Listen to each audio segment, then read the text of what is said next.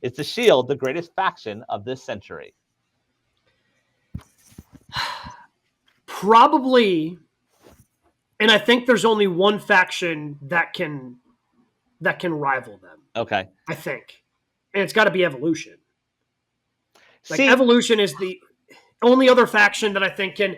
And again, Evolution's a little bit different, right? Because it was right, past, present, future. So you right, you already had. You already had Ric Flair and all the championships right. that he had, and Hunter, who hadn't gotten to his 14 yet, but had still, I have no idea how many, but it was a lot when Right. Evolution was formed, World Championships. But even if you take those two away and you just look at Orton and Batista, Yeah.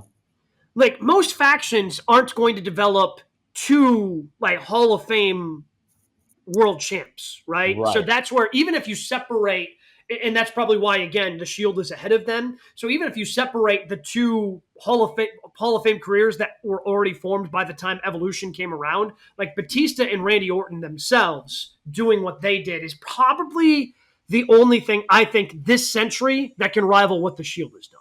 Because that's the other thing. Like you look at the world title reigns of the Shield members, one, maybe two occurred when they were actually the Shield, right?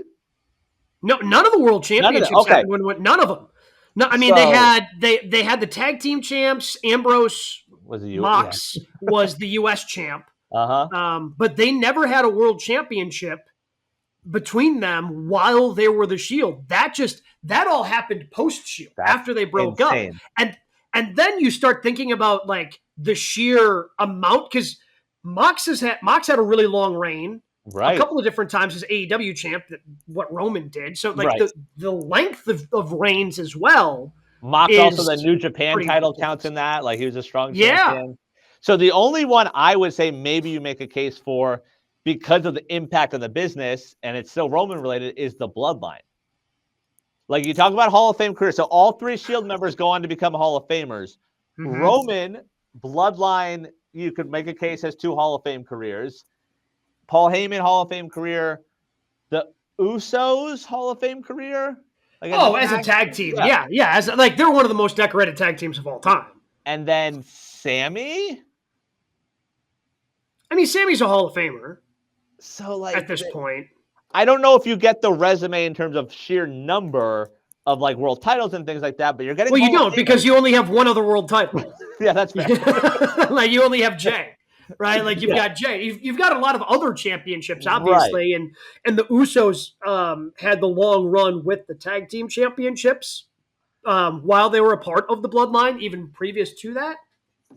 But I don't even think that can rival, like, because again, then you've got Solo in there, and and I don't think Solo is going to be a world champ anytime soon.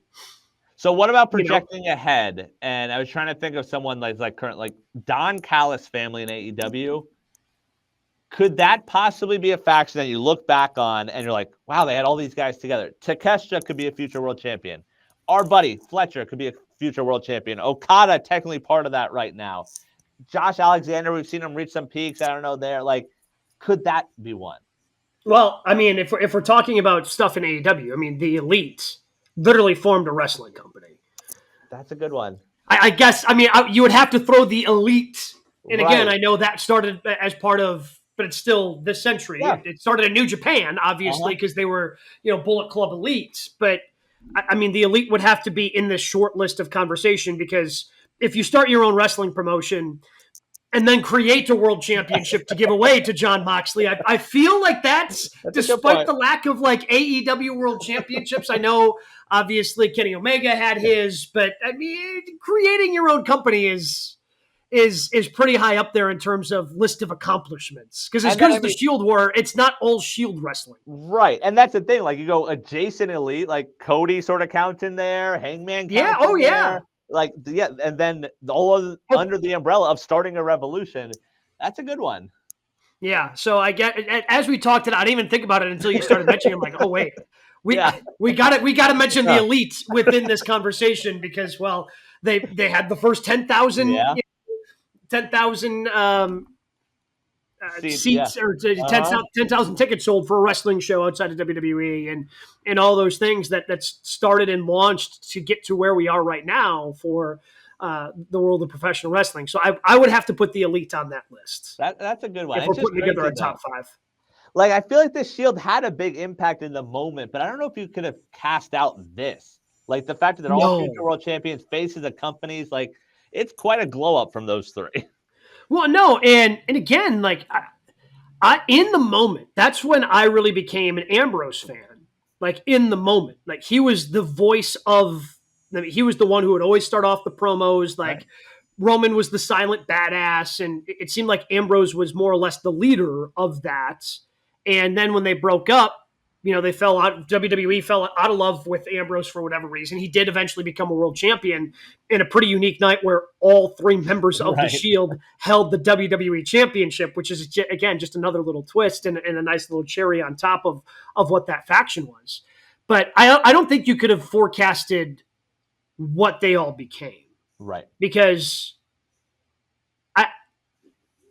they wanted to force Roman down our throats. Mm-hmm. We rejected it.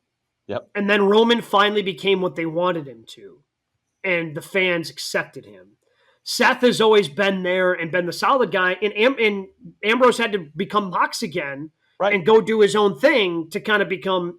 Again, all 3 of them at different points have been the wrestler of the year. Like PWI, when they do their top 100, they have all at one point been number 1 on that list, which is, I think, also another incredible thing that we may never seen again from a faction where all of them just mean this much to the business. Yeah, it's funny because we always talk about there has to be a Marty Jannetty and there has to be a Shawn Michaels, and somehow this group of 3, they're all Shawn Michaels. It doesn't make any sense. They're all legit faces of the company. Like, the amount of times we've talked about AEW, like Mox refusing to go on vacation and being that Band-Aid and dealing with the Punk stuff. Like, Mox is one of the reasons AEW is what it is today. And Rollins has been there. Roman's done his thing. Like, that's very impressive for 3 guys. Like, oh yeah, like we're all A+. Like, that's not easy to pull off. Do we ever see a Shield reunion again?